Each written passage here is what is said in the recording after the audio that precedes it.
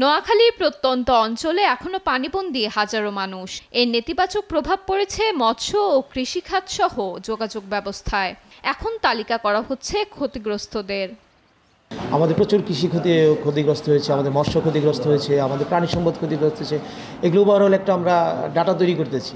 Data তৈরি প্রত্যেকটা দপ্তরকে আমরা বলে দিয়েছি যার যার দপ্তরে যে ক্ষতি সেটা লিস্ট ডাউন করার জন্য, এবং স্কুল যে ক্ষতিগ্রস্ত সেগুলো আমাদের পরবর্তী পুনর্বাসনের কর্মপন্থা আমরা নির্ধারণ করার চেষ্টা করছি। এখন পর্যন্ত আমি যেটা পেয়েছি 4185 কোটি টাকার আমার খরচ হয়েছে, ক্ষতিগ্রস্ত হয়েছে। আমি যে স্কুল, মৎস্য, কৃষি সব মিলে 4185 কোটি টাকা নোয়াখালী জেলায়। এটা একটা অনেক বড় অঙ্ক। আমরা এটা কীভাবে পুনর্বাসন করা যায়, এখানে এনজিও আছে, আমাদের ইউনিসেফ আছে, আমাদের সকল দপ্তর আছে, আমাদের বেসরকারি উন্নয়ন সংস্থা আছে, ইভেন আমাদের সুশীল সমাজ যারা সাধারণ মানুষ যারা বন্যার্থদের সাহায্য করেছে তারাও কিন্তু বিভিন্নভাবে আসছে। আমাদের সেনাবাহিনী আছে, আজকে আমাদের এয়ারফোর্স কথা বলেছে, তারাও এই পুনর্বাসন প্রক্রিয়ায় অংশগ্রহণ করতে চায়।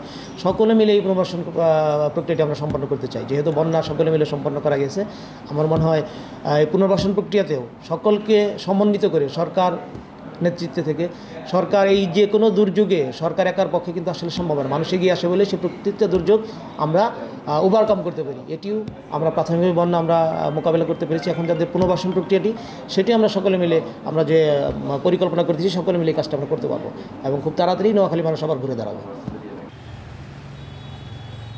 ফেনীতে ব্যাপকভাবে ক্ষতিগ্রস্ত হয়েছে বিভিন্ন সড়ক। জেলার এলজিইডি ও সড়ক বিভাগের আওতায় আনুমানিক 141 কোটি টাকার ক্ষতি হয়েছে। গাড়ির ক্ষতি হইতেছে, সম্পূর্ণ জাম ধরে যাচ্ছে, চারদিক দিয়ে সমস্যা আর কি। বড় বড় গর্তের মধ্যে দুপুর পরে দিলে গাড়ি উল্টে প্যাসেঞ্জার ক্ষতি হবে, গাড়ি উল্টে যাবে। আমাদের সমস্যা বলতে বড় বড় গাথা, তো গর্তগুলা আমরা হঠাৎ করে যদি স্পিডে থাকি গাথা পড়ে গেলে আমাদের চাকা আটকে যেতে পারে, পিছের গাড়ি থাকলে পিছের গাড়ি পিছন থেকে মাইরা দিতে পারে। লক্ষ্মীপুরে বন্যার পানি ধীরগতিতে নামায় এখনো নৌকায় করে যাতায়াত করতে হচ্ছে বেশিরভাগ মানুষকে। সরকারিভাবে লক্ষ্মীপুরে পানিবন্দী মানুষের জন্য 1000 মেট্রিক টন চাল, নগদ 31 লাখ টাকা, শিশু খাদ্যের জন্য 15 লাখ টাকা, গো খাদ্যের জন্য 15 লাখ টাকা বিতরণ করা হয়েছে।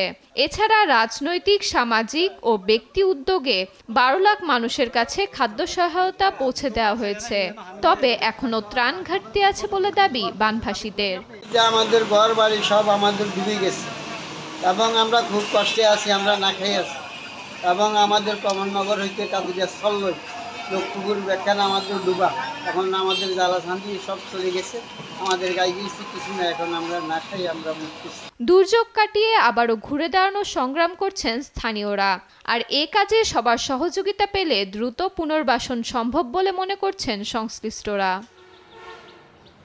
ফারিহা ইসলাম মিম, নিউজ ডেস্ক, দেশ টিভি।